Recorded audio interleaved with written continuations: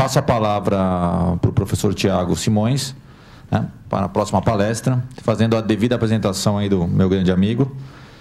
Doutorando em Direito Tributário pela PUC, mestre em Direito Tributário, especialista em Direito Tributário pelo IBET, conselheiro titular da segunda sessão, também companheiro nosso, né, e sócio do Simões Caseiro Advogados.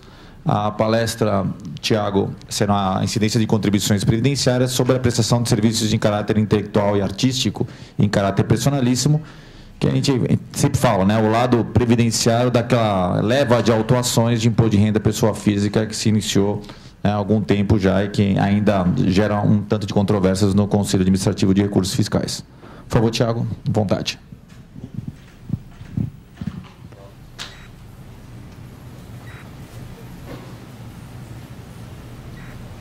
Espera aí, pessoal, a tecnologia está demais para mim. Cadê o Thiago? Como que volta no primeiro? Ah, pronto. Obrigado, Herman. Parabenizo o Dr. Calcini. Cumprimento, doutora. É um prazer estar aqui novamente com vocês na PET. A PET que é uma casa que sempre me recebeu muito bem. Tive a oportunidade de estar aqui no último seminário, onde a gente conversou um pouco sobre PLR, participação nos lucros e resultados e a incidência das contribuições previdenciárias. E agora volto para conversar um pouco com vocês sobre a tributação de tributação de tributos é fogo, né? Mas a tributação de contribuições previdenciárias sobre a prestação de serviços intelectuais, natureza científica, artística, cultural e em caráter personalíssimo. Bom, a fiscalização da Receita Federal, obrigado. A fiscalização, quando ela avalia os recolhimentos previdenciários de um contribuinte, ela sempre busca uma coisa. Vocês, como advogados, deve ser a maioria advogado aqui, não sei que tem um contador, às vezes tem pessoal de folha, controladoria, mas a maioria é advogado. Quando vocês vão fazer um acompanhamento de fiscalização, ou vão preparar o contribuinte no seu dia a dia fiscal, tem que saber o que vai ter, qual vai ser a cabeça da fiscalização. A fiscalização vai sempre procurar, em termos de contribuições, âmbito folha e remuneração, vamos falar remuneração lato sensu, pagamento de trabalhadores lato sensu, segurados ou não. Ela vai procurar remuneração disfarçada. É isso que ela vai procurar. Então, ela vai ver, de todo o volume de dinheiro que sai dessa empresa, sai desse caixa e entra no bolso de outras pessoas, sejam essas pessoas físicas ou jurídicas, eu quero saber se isso é remuneração ou se ele está disfarçando remuneração sobre outro nome para fugir da incidência das contribuições previdenciárias. E aí, temos problemas de PLR, de previdência complementar, de stock options, de PJs. PJs é um enorme problema, problema fulcral, eu acredito, aqui nesse nosso contexto. Oi? Salário in natura, cartão de benefícios, incentive house, todo aquele monte de cacareco que se pendura na folha. E alguns motivadamente, outros não. Mas aí a fiscalização sempre vai buscar identificar se naquele pagamento daquela verba, ela constitui remuneração, aquele conceito de remuneração da Lei 8212, que é contraprestação pelo trabalho, ou seja, puxa o conceito salarial da legislação trabalhista e verifica se aquilo é contraprestatório com habitualidade, que é outro requisito, decorre de uma isenção legal das verbas pagas eventuais. Então, a fiscalização, quando chega e olha para um cenário fiscal de distribuição de dinheiro, ela vai olhar entre todas essas verbas. E a gente tem que ter muita atenção, porque, por exemplo, vamos falar de casos práticos. A gente teve um julgamento na turma faz 2 meses, um banco pagou PLR e Previdência Complementar. O fiscal chegou e falou, quanto você pagou? Ele olhou lá e falou assim, era em relação a diretores. Esses diretores receberam de remuneração aqui nesse exercício 30 milhões de reais. Nessas horas que a gente descobre como a gente ganha pouco, né? Eles receberam, e eram poucos diretores. Eles receberam, mas calma que não parou aí. Eles receberam 30 milhões de reais de remuneração. E receberam mais, eu não me lembro exatamente, mas mais ou menos 50 milhões de reais de outras variáveis de pagamento entre, no caso era basicamente previdência complementar e participação nos lucros e resultados. O fiscal, a hora que chega e vê isso aí, ele fala, mas esse cara está de brincadeira, né? Esse cara está de brincadeira. Como que ele vai fazer isso? Isso aqui é remuneração. Então eu vou te pagar. O negócio é o seguinte, assim, ó, doutor Helm, eu vou te contratar, você é um gênio, eu vou te pagar 100 milhões de reais por ano. Só que é 1 milhão de salário e o resto de algumas outras coisas que eu vou estipular, mas o núcleo é aquele trabalho que você vai prestar para mim. Então o fiscal está muito atento a isso. Era um bom escritório, fez uma boa defesa, mas vou mostrar um comparativo de como fazer e não fazer. Que a gente jogou 2 bancos com defesas diferentes. Esse banco, em que pese eu ter sido voto vencido, esse banco perdeu. O crédito tributário foi mantido. Por quê? E até às vezes nos próprios conselheiros, quando a gente pega um processo para julgar, quando vê um negócio desse, às vezes você fica um pouco inclinado a falar, pô, mas esse cara aqui realmente está fazendo alguma coisa errada. E o fiscal, quando ele vê isso, se ele não tiver uma cabeça muito boa, ele já tira uma conclusão logo de cara e aí todo o resto do procedimento fiscal serve simplesmente para colher mais informações e documentos que vão sustentar a teoria que ele já tem na cabeça dele da decisão que ele já tomou. E a gente também está sujeito a isso lá, mas temos que ter parcimônia e analisar. No caso, eu entendi, não tinha nenhum teto legal para esse tipo de pagamento. Então, quando a lei permite que você pague participação nos lucros e resultados, ou permite que você pague previdência complementar, e ela não coloca um teto, não cabe à fiscalização colocar um teto. Então, eu podia ter pago mais 100 milhões, podia ser 30 vezes o salário daquele empregado. Muitas vezes ele está vinculado, porque se você monta, vocês já ouviram, já tiveram contato com programas de participação nos lucros e resultados. Quando você monta o programa, você está vinculado no programa. Então, eu monto aquele critério. Se forem atingidas aquelas metas individuais e coletivas, se tiver lucro, se tiver resultado na companhia, no setor, se aquele empregado teve individualmente batidas as suas metas individuais, suas avaliações foram boas, e teve lucro, a empresa é obrigada a pagar. E obrigada a pagar de acordo com aquele cálculo. E se o lucro explodiu, vamos supor, é a Apple. A Apple explodiu, só lançou o iPhone 6. O lucro explodiu, você tem que pagar. E se o cara ganhava 10 e naquele ano ele ganhou 100, é a lei, é obrigado a pagar. Então, isso não é discricionário por parte do contribuinte nesse pagamento.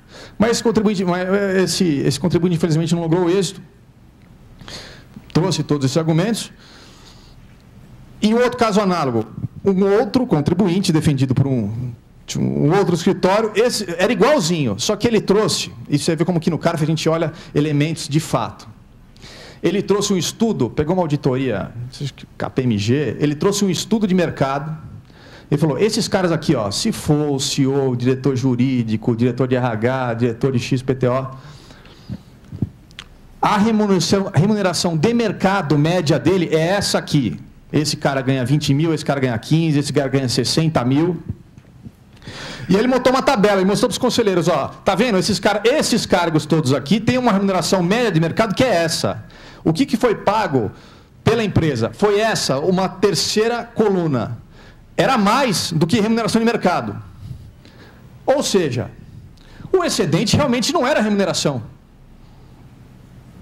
Então, esse é o trabalho do advogado. Estou falando isso para facilitar a nossa vida também como julgador, né, doutor Helm? O trabalho do advogado, quando chega no conselho, é deixar o conselheiro confortável e seguro para decidir a seu favor. Então, esse cara deixou a turma confortável e segura para decidir a favor dele. Ele trouxe um elemento, no nosso entendimento, irrefutável, falar, não, nesse caso a gente entendeu. E que pese ter sido muito parecido com o outro, foi unânime dado o provimento ao recurso voluntário. Esse cara ganhou. Então, para vocês verem como, em remuneração, só chamar a atenção em relação a essa questão da remuneração, o que a gente tem que focar. Tá difícil isso aqui, viu, meu? Obrigado. Vamos lá. Então, vamos falar da Lei 11.196, de 2005, que traz o famoso artigo 129. para fins previdenciários, a prestação de serviços intelectuais, inclusive de natureza científica, artística ou cultural em caráter personalíssimo ou não, com ou sem designação de quaisquer obrigações a sós ou empregados da sociedade prestadora de serviços, quando por esta realizada, se sujeita tão somente à legislação aplicável às pessoas jurídicas, sem prejuízo da observância do disposto no artigo 50 da Lei 10.406, Código Civil. O que é isso aqui? Então, existem determinados mercados, determinadas atividades econômicas que, pela sua organização intrínseca operacional, elas exigem serviços extremamente qualificados.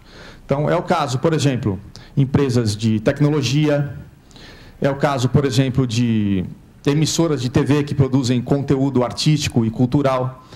Então, esses contribuintes, eles têm a seu serviço pessoas que são extremamente qualificadas, que têm ativos intelectuais extremamente sofisticados e importantes, que são colocados à disposição do tomador.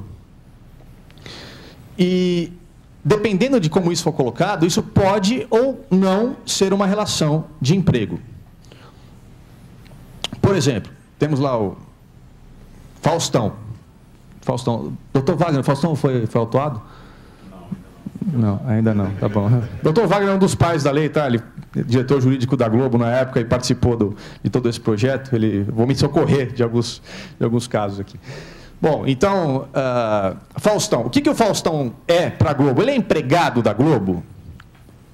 Entendemos que não. O Faustão tem uma enorme autonomia. Então, ele tem um espaço dentro da programação e dentro desse espaço ele produz conteúdo. Ele decide o que ele vai fazer, quem ele vai chamar, quais vão ser os quadros, se ele vai chamar ali, se ele vai fazer dança dos famosos, se ele vai fazer pegadinha, do vídeo cacetada. Ele é da cabeça do Faustão aquilo lá. Então, a Rede Globo não tem, contratualmente, ela não tem autonomia sobre esse cara. Ou seja, está carente o vínculo de subordinação. Ele não pode falar para o Faustão o que ele vai colocar ali. Se está faltando o elemento de subordinação, a gente não estaria diante de uma relação de emprego. Logo, não é a única hipótese, mas, pelo menos como empregado, esse cara não vai ser tributado em relação às contribuições previdenciárias. Mas, basicamente, quando o fiscal chegar, ele vai avaliar. Ele vai olhar e falar, bom, esse aqui é um trabalhador, ele está a serviço da empresa. Por exemplo, empresa de TI. Tivemos um caso também, semana passada lá no CARF, foi a semana da segunda sessão. Empresa de TI. Empresa de TI é um mercado altamente pejotizado. Esses caras de prestação de serviço de informática. Que são caras que ganham bem. Salários de 10, 20, 30, 40 mil reais. Alguns, o cara tem que fazer uma pós-graduação na Oracle, lá sei lá onde que é a Oracle, se é nos Estados Unidos ou na Alemanha, tem um certificado dificílimo. Esse cara, ele é batalhado a peso de ouro aqui pelas empresas para tomarem os serviços dele. Esse cara também não vai ser empregado, não. Esse cara tem a PJ dele, ele vai faturar para a empresa. Alocado onde a empresa precisar, vai prestar um serviço para um banco, vai prestar um serviço para uma montadora, vai prestar um serviço extremamente técnico. Mas o fiscal vai chegar e vai falar, e aí? Esse cara tem os requisitos do vínculo de emprego? Ele vai procurar. Esse cara tem onerosidade, pessoalidade, subordinação e remuneração. Está presente? Acabou. Ele vai lançar as contribuições previdenciárias. Vai tentar também, de outro aspecto, ver se o cara pode ser considerado como um autônomo, de maneira não habitual. Mas a questão é a seguinte, quando o fiscal faz isso, antes do 129, era um samba do crioulo doido. Simplesmente, se ele provou os requisitos, acabou. Incide as contribuições previdenciárias. Aí veio o 129. O 129 fala assim, é o seguinte, nessa hipótese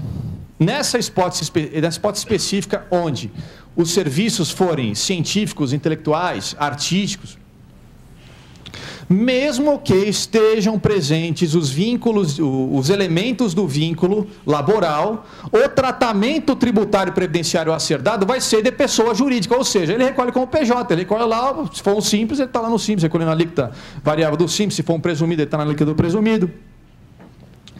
Então, o 129, ele é uma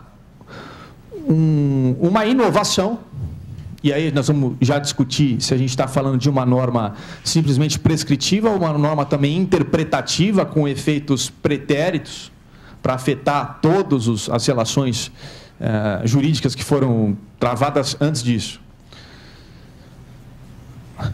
Bom, consequências. Possibilidade de prestação de serviço nos modos do caput do 129, sem que ocorra a desconsideração da personalidade jurídica da emprestadora, mesmo quando constatados os requisitos da relação empregatícia, para efeito de incidência de contribuições previdenciárias. Então, é uma... Vou pular, depois a gente volta nisso aí. Casos anteriores. Então, aqui tem alguns julgados. Esse aqui... Não sei de quem que é, que eu não coloquei os nomes, mas vamos lá. Tem alguns precedentes famosos. Temos o do Ratinho, temos o do Felipão. Os apresentadores e animadores de programa de rádio e televisão, cujos serviços são prestados de forma pessoal, terão seus rendimentos tributados na pessoa física, sendo irrelevante a existência de registro de pessoa jurídica para tratar dos seus interesses. Como a gente viu, não colou. Mas... a gente ainda está falando do momento pré-lei 11.196, pré-artigo 129. Então, os autos de infração que chegaram no CARF, pessoal, quando a gente fala assim, o artigo 129 não está colando, eles são, todos eles, pelo menos os que eu vi até hoje, eles foram lavrados antes da ESG, antes do começo da vigência do 129. Então, naquela época da prática dos fatos geradores, essa disposição não existia. Agora, se a gente entende que é interpretativo, aplicava lá. O CARF não vem entendendo assim. Nas decisões até agora, o CARF vem entendendo que é uma norma apenas com efeitos prospectivos, ou seja, ele não vai afetar esses autos de infração previamente lavrados previamente à lei. Não se caracteriza a simulação para fins tributários quando ficar incomprovada a acusação de conluio entre empregador, sociedade esportiva e empregado. É o Felipão, né? Técnico de futebol profissional por meio de empresa já constituída com o fim de prestar serviço de treinamento de equipe profissional de futebol. Excluiu a qualificação. Excluiu a multa qualificada. Então, no caso aqui... bom, você sabe, quando a fiscalização ela entende que existiu uma fraude, um crime contra a ordem tributária, ela aplica, em vez de aplicar a multa de 75%, isso não é previdência, mudam as alíquotas conforme o tributo, tá? Mas a multa qualificada, então é uma multa majorada em virtude do dolo, e os julgadores entenderam por manter o crédito, mas pelo menos entender que ele agiu de boa fé.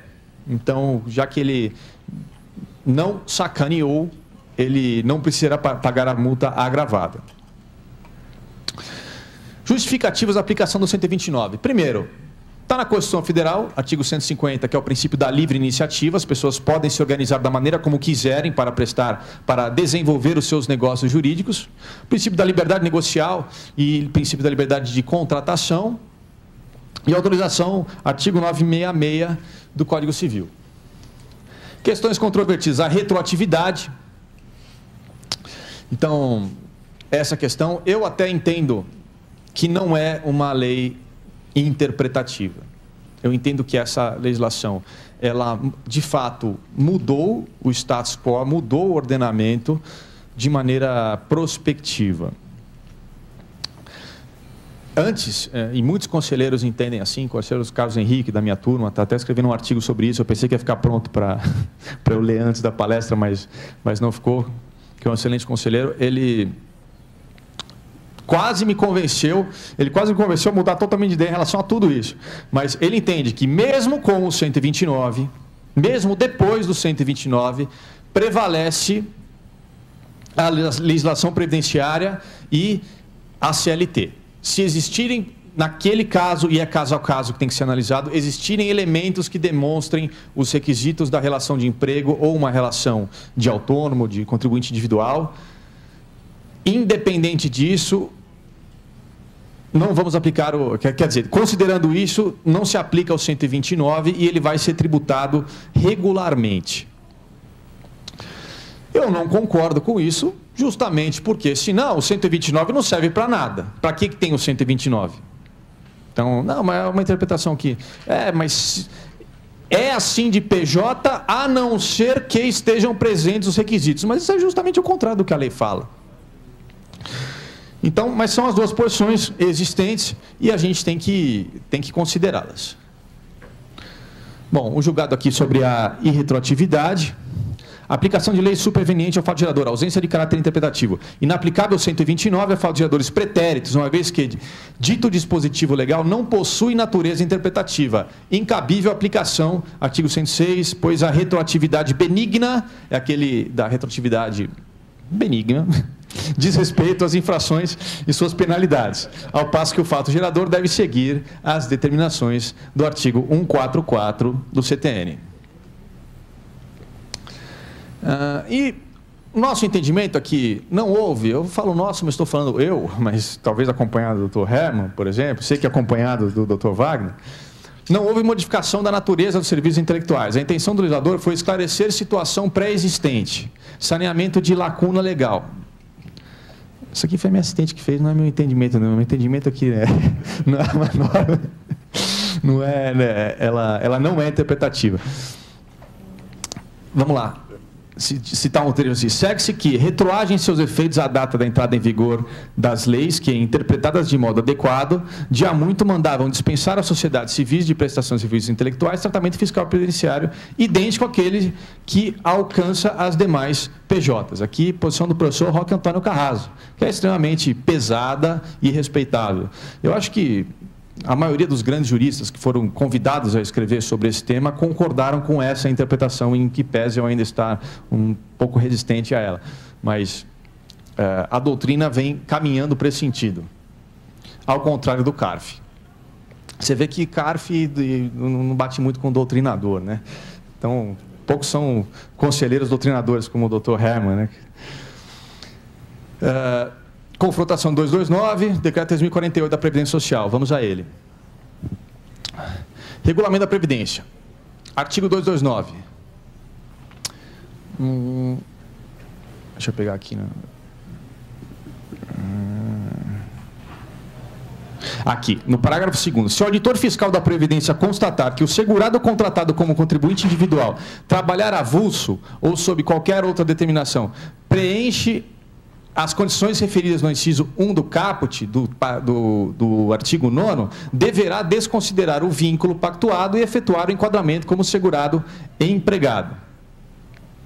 Entendimento 1. As empresas que prestarem serviço sobre modalidades inscritas no 129 da Lei 11.196 não poderão ser desconsideradas para efeito de caracterização de segurados empregados. Ao contrário do que fala o 229. Discordo do 229, e até no CARF a gente pode tratar desse 229, não chegou na minha mão ainda nenhum processo desse, mas eu decidiria nesse sentido, uma vez que o 229 está no decreto regulamentar da Previdência Social, e decreto não obriga e nem vincula conselheiro e nem contribuintes. Então, até vincula os contribuintes até que eles provem o contrário, né? Mas o decreto está, a meu entender, em contrariedade com a legislação. Então, eu acho que ele não pode desconsiderar. A não ser que tenha uma hipótese, que é a dos 50 do novo Código Civil, que é quando existe o dolo, fraude, a simulação comprovada.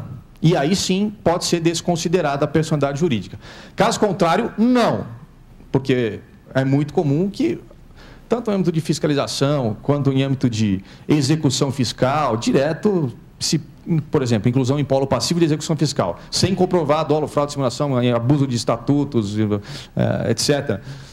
Mas isso deve sempre ser comprovado, comprovadamente. Só depois que você pode descaracterizar uma relação de pessoa jurídica. E o outro entendimento, a derrogação do disposto do 129 pelo artigo 229 do AEPS, quando constatados os requisitos da relação laboral. Ou seja, prevalece o regulamento da Previdência sobre o artigo 129. Ou seja, o 129 não vai servir para nada, porque se o fiscal chegar lá e desconstituir e falar assim, ó, existem os requisitos, não é tratamento de PJ, eu vou desconsiderar a personalidade jurídica, o 129 não vai servir para nada. Críticas. Esse entendimento põe termo à própria razão de ser da norma inscrita naquela lei. Via de regra, a prestação dos serviços elencados no caput do 129 possui os pressupostos do vínculo, a começar pela pessoalidade, natureza personalíssima. 2. O artigo 129 possibilitou a prestação de serviços ali inseridos, resguardando que a personalidade jurídica da empresa não seria desconsiderada, mesmo quando verificados os requisitos do vínculo laboral. É muito difícil você colocar isso aí na cabeça, somente de alguém que estudou massivamente direito do trabalho, por exemplo. Fala assim, pô, esse cara tem todos os elementos, mas vai ter outro tratamento jurídico. É difícil.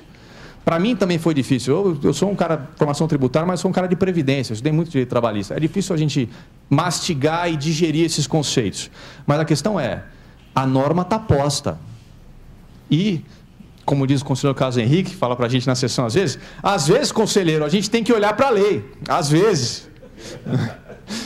Tem que olhar para a lei. E a lei fala isso. Se a lei falar isso, como é que a gente vai tapar o olho e decidir de maneira contrária? 3. A única ressalva encontra-se no bojo da própria norma, artigo 50 da Lei 10.406, no novo Código Civil, mediante decisão judicial, ou seja, quando comprovadamente em decisão judicial, comprovado não, reconhecido pela decisão judicial, que a desconsideração da personalidade jurídica, aí está um caminho aberto para você dar outro tratamento tributário. E, 4, questão de hierarquia de normas. A desconsideração da PJ, comprovados os requisitos da relação empregatícia, somente consta do artigo 229 do Decreto 3048, que não pode prevalecer diante da Lei Ordinária 11.196. Quanto tempo eu tenho ainda? Tá bom. Enunciados para a discussão. Eu tenho, apesar da tecnologia, eu tenho um papel aqui. Deixa eu ver se eu esqueci alguma coisa. Não, acho que não. Então, enunciados para a discussão. Eu desisti, já que eu não entendi a letra. O artigo 129 traz em seu conteúdo todos os critérios da relação de emprego. 2. O Código Civil 2002, apesar de não expresso, já continha a norma trazida pelo artigo 129, na medida em que determinava a desconsideração da personalidade jurídica apenas mediante comprovação do desvio de poder ou confusão patrimonial. Esse aqui é o núcleo da tese de que é uma norma interpretativa. Então, já existia uma previsão legal no próprio Código Civil que as relações jurídicas, isso aí eu levanto essa bandeira no CARF sempre que eu posso. As relações jurídicas, quando formalmente constituídas, elas têm um pressuposto de legalidade. Então, quando o contribuinte faz uma declaração conforme a lei, monta uma pessoa jurídica conforme a lei, realiza um recolhimento conforme a lei, se enquadra numa alíquota de SAT conforme a lei, ele cria realidade jurídica. A fiscalização, analisando e discordando daquela realidade jurídica, ela tem o dever, pelo princípio da motivação do ato administrativo, de subsidiar aquela decisão dela com elementos que infirmem aquela conclusão que o contribuinte chegou. Então, o contribuinte é uma PJ. O fiscal acha que ele não é uma PJ, ele tem que trazer os elementos que mostrem que ele não é uma PJ. Estava falando desse julgamento da semana passada, a empresa de TI que tinha ali simplesmente 600 PJs. Era uma alta inflação muito grande, mais de 200 milhões de reais. 600 de PJ, mas era um caos. Tinha ataque afirmado com o Ministério Público, que ele se condicionava e se comprometia a não mais proceder dessa maneira.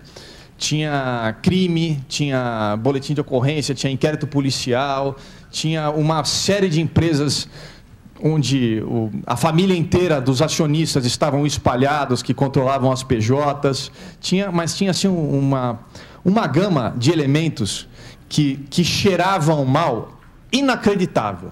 Então, quando o relator estava lendo o relatório fiscal, você fala, nossa senhora, como é que vai acabar esse negócio aí? Esse cara vai sair preso. O contribuinte, se estiver aqui na sessão hoje, ele vai sair preso. Bom, quer saber o que aconteceu no final? Crédito cancelado. Porque o fiscal não comprovou os elementos do vínculo. Ele pegou o TAC, o Ministério Público já fez o TAC, esse cara tem essa estrutura societária, a sociedade são essas PJs aqui,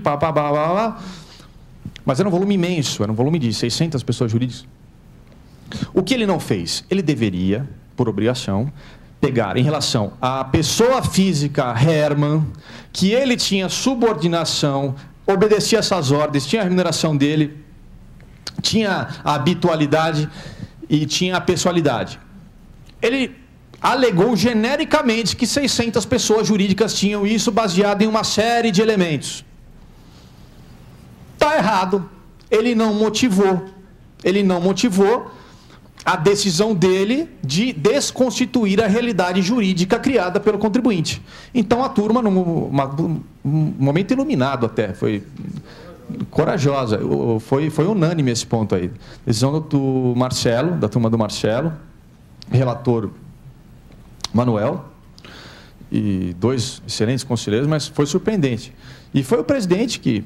O presidente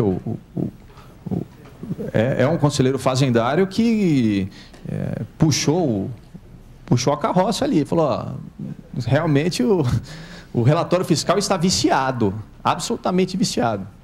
Mas o TAC voltava sobre o quê?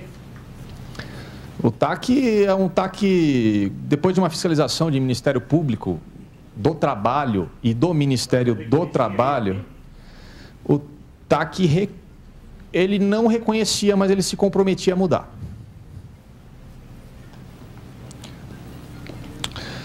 Mas eu acredito que não existem provas emprestadas em lançamento tributário.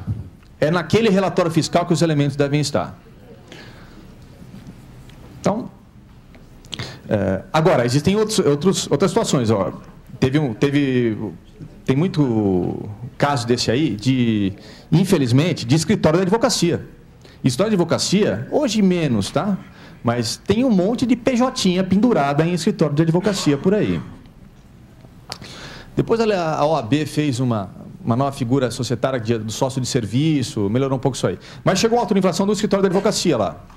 E alegando 129. Mas o fiscal, nesse caso aí, esse fiscal fez a lição de casa. Vamos falar, então vamos ver diferença. Esse cara chegou e falou, ó, olhou no site da empresa, do escritório, estou encerrando já, doutor Rema. Olhou no site do escritório, todos aqueles sócios das pessoas jurídicas eram sócios ou associados ali do escritório de advocacia. Ele foi na sede dessas pequenas PJs, mas onde que é a sede dessa PJ? Puta, a sede dessa PJ é a casa do advogado dentro do condomínio dele. Tirou foto, colocou nos autos. E mais alguns outros, vários elementos. Mas esse fiscal fez um trabalho direito. Ele colacionou elementos que demonstravam que existia o vínculo e a relação. Em que pese eu ainda não concordar, porque pelo 129 mesmo que isso aconteça, como a advocacia... E essa hora eu fiquei até nervoso, que teve um cara lá que levantou e falou assim, ó, não, mas a gente vai ter que ver então se a advocacia é serviço intelectual. Eu falei, pô, tá de sacanagem, meu. Mas isso foi superado. No final, eu fui voto vencido nesse caso. É um serviço artístico. É um serviço artístico. Tem que ser brincadeira, né? E eu fui vencido, acho que por 4-2 ou por voto de qualidade, eu não lembro. O crédito tributário foi mantido. Inclusive, era um conselheiro. Não vou citar o nome do escritório, mas era um conselheiro. A gente sentiu muito por isso. Mas esses são os pontos que a gente deve ficar bastante atento. Tá? Então, aqui são os elementos do vínculo: pessoalidade, subordinação, onerosidade e não eventualidade. Já discutimos aqui os pontos controvertidos. Pois não. Sentença judicial do trabalho reconhecendo o vínculo, e aí? Ah, não, mas aí não tem jeito. Aí aplica o 50 do Código Civil e vão ter que... O tratamento vai ser tratamento tributário e previdenciário vai ser de uma relação de emprego, que a decisão judicial prevalece. Tá? No meu ver, nem precisaria do 50 do Código Civil. A decisão sempre vai prevalecer. E aí para várias partes, né? Porque geralmente o que acontece é o PJ de duas pernas, o empregado provoca o seu trabalho, ganha, e aí a empresa deveria recolher a parte previdenciária dela e o empregado também, né? Sempre isso acontece. É o que deveria acontecer. Esse é o Com a diferença do ser e do dever ser, né? Que a gente está sempre nessa dicotomia. Mas, pessoal, essas são as considerações que por hoje fazemos. Estou à inteira disposição, está aqui meu e-mail, se quiser mais alguma dúvida, qualquer questão, estou aqui. Muito obrigado.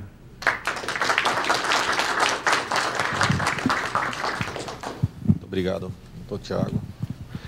Gostaria de agradecer mais uma vez aí ao doutor Tiago pela excelente palestra.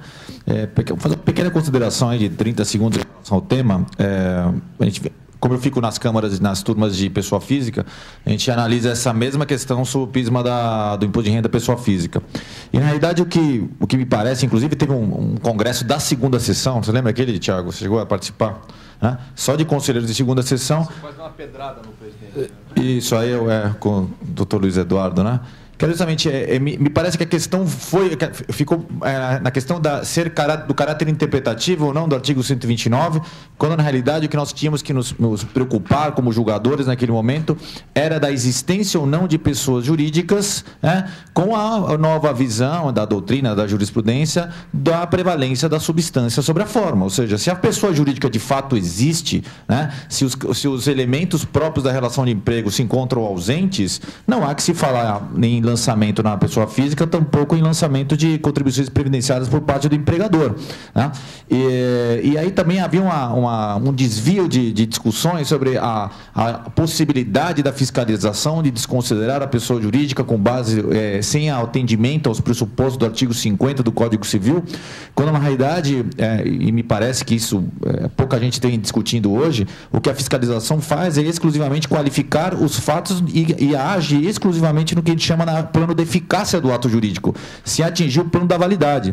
Se aquela pessoa jurídica existe no papel, que a gente chama, né, se tem CNPJ, se recolhe contribuições previdenciárias, se tem empregados na sua folha, tudo isso vai continuar surtindo os devidos efeitos para todos os demais fins. Mas isso não pode vincular a fiscalização e nunca vinculou a fiscalização, porque desde que, pelo menos, a gente trata sempre pós-CTN, digamos assim, que é o momento da normatividade do direito tributário, o plano da fiscalização é justamente qualificar juridicamente, né, fatos, ainda que eles tenham sofrido uma outra qualificação subordinada a uma outra disciplina do direito, no caso o Código Civil ou o Código hoje chamado Direito Empresarial. Então, ficou muito tempo perdido, me parece, no Conselho, o caráter interpretativo do 129 ou não, quando, na realidade, os julgamentos teriam que ser centrados exclusivamente na questão da prova. No caso do Filipão, para quem não conhece, né, eram 13 prestações anuais, ou seja, tinha até 13º, né? No caso do Ratinho, o Ratinho estava lá como interveniente no massa e massa, no caso da pessoa jurídica, ou seja, eram contratos que deixavam claro que não havia qualquer tipo de independência própria, né, na prestação de serviços quando intermediado ou realizado por uma pessoa jurídica. O nosso ordenamento jurídico, o nosso direito empresarial moderno já permite a prestação de serviços em caráter personalíssimo mediante pessoas jurídicas, simplesmente por reconhecer o que a gente chama hoje de sociedade simples, que era a antiga sociedade civil, né? Que é o equivalente no direito brasileiro das chamadas partnerships do direito norte-americano. São sociedades de pessoas. E se é uma sociedade de pessoa, o serviço só pode ser prestado em caráter personalíssimo. Por isso que aí eu discordo, aí eu tenho que ele está tossindo, inclusive, deixa eu ajudar aqui o Tiago, né? Que do caráter... que justamente essa discussão que ficou em cima do 129, né, de ter caráter interpretativo ou não. Bem, já pode adiantado da hora, sexta-feira, trânsito, São Paulo, chuva, não é isso? Ciclovias e tudo mais, né? Faixas exclusivas de ônibus e tudo mais. Passo a palavra agora, né, à nossa coordenadora científica, professora Maria de Fátima, para as palavras e as considerações finais do nosso 12º simpósio. Obrigada. Aqui os temas são tão interessantes que a cada um que passa, a gente já imagina um tema para desdobrar para os próximos eventos. E aqui, em nome do Dr. Marcelo Magalhães Peixoto, que precisou se ausentar por motivo de viagem, agora no finalzinho do evento, e representando a comissão científica desse 12º simpósio da APET, em nome dele, em nosso nome, nós agradecemos a presença de todos. Lembrando que aqui nós conseguimos conviver com temas de interesse tanto da administração pública quanto do contribuinte, porque às vezes tem evento que ele é pró-administração pública ou pró-contribuinte. E aqui a gente percebe que tem tanto o CARF muito bem representado aqui, tanto na pessoa do presidente, como todos os outros convidados, como advogados privados, advogados que representam os contribuintes e representante do CARF também defendendo o contribuinte. Então, aqui nós lembramos e convidamos também todos os senhores para já se prepararem para o 13º simpósio o ano que vem, em algum lugar, em algum dia também a ser designado. Muito obrigada a todos, tenham uma boa semana, bom feriado aí e até mais.